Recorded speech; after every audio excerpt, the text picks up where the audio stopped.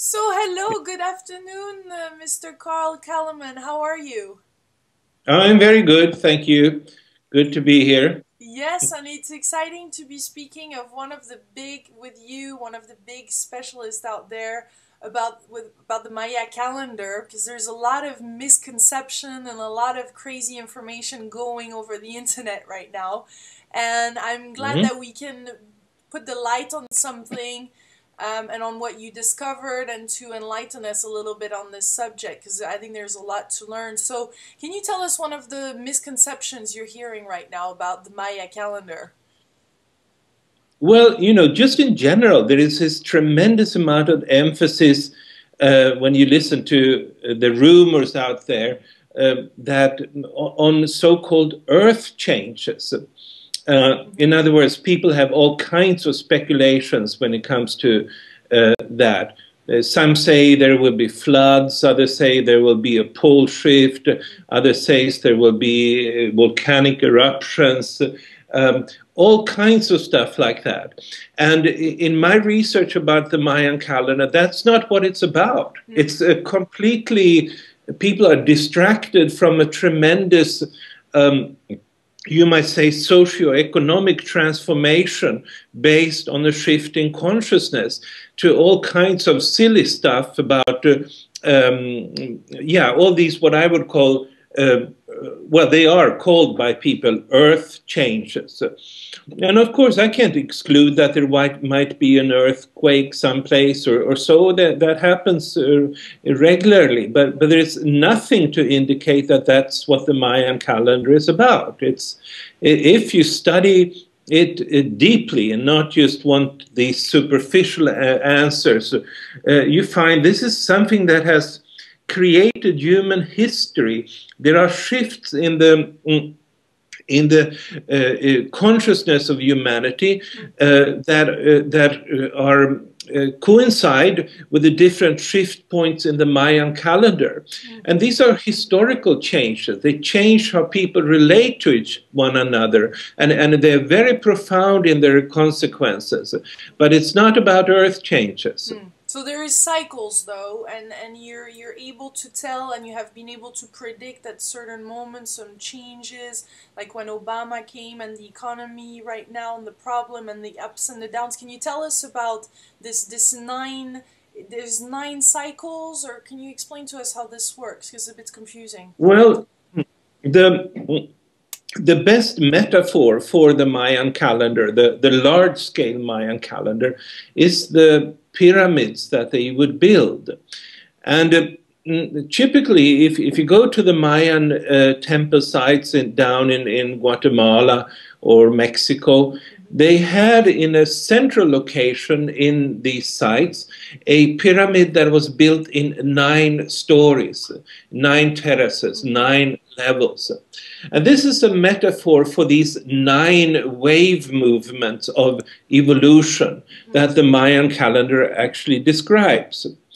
And if there is so many rumors out there, and in a sense, these are filling up for a lack of information. But because there is actually just one single ancient Mayan inscription that talks about what will happen when their calendar comes to an end. And what that inscription says, it's the Tortuguero monument outside of Palenque in southern Mexico. And it says that at that point in time, 9 gods will descend. Now, when you hear the word God and you have some European background, you're likely to misinterpret this. Because, if you think about the ancient Greek or Roman gods or goddesses, you will look at sort of gods as persons with intrigues and myths and stories like this. But this is not what the Mayan word God means. It really means more like cosmic force, energy, as you might say. Okay. And so really what's happening is that 9 cosmic forces are about to manifest fully. This is why they built their pyramids, And this is what we really need to understand if we want to know what the calendar is about. Mm-hmm. And as it turned out, these forces, they are more like cosmic wave movements that are influencing our consciousness. And in so doing, it creates different worlds for ourselves.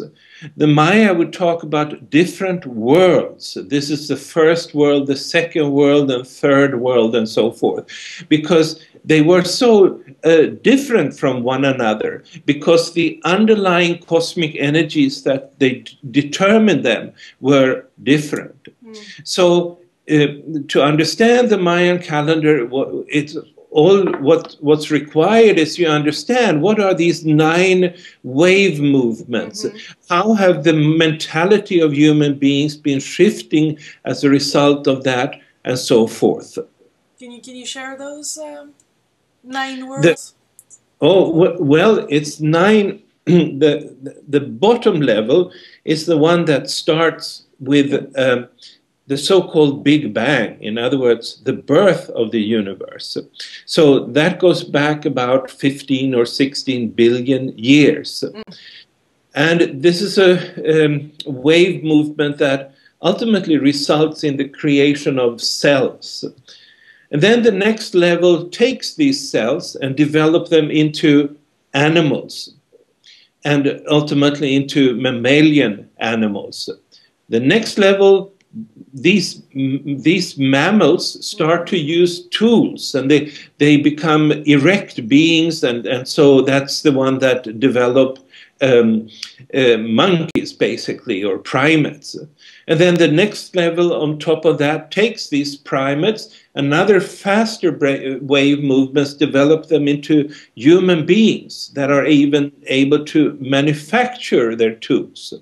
And then on top of that comes, there is the 5th level that introduces, you might say, the whole spirit of human beings. It introduces the culture of human beings, and that's basically the Ice Age people, the cave art people, until they eventually get settled with an agriculture and so forth. Mm. And then comes the 6th level, which is the one you hear most about when you go to the different websites, which is the long count. And that starts with the first higher civilizations of the planet, Egypt and Sumer and the Indus Valley and so forth. And that's the one that develops the nation, and that's basically the history of humanity. Then on top of that comes the one that started 1755, brings industrialism and several, the modern world, you might say, modern history starts there.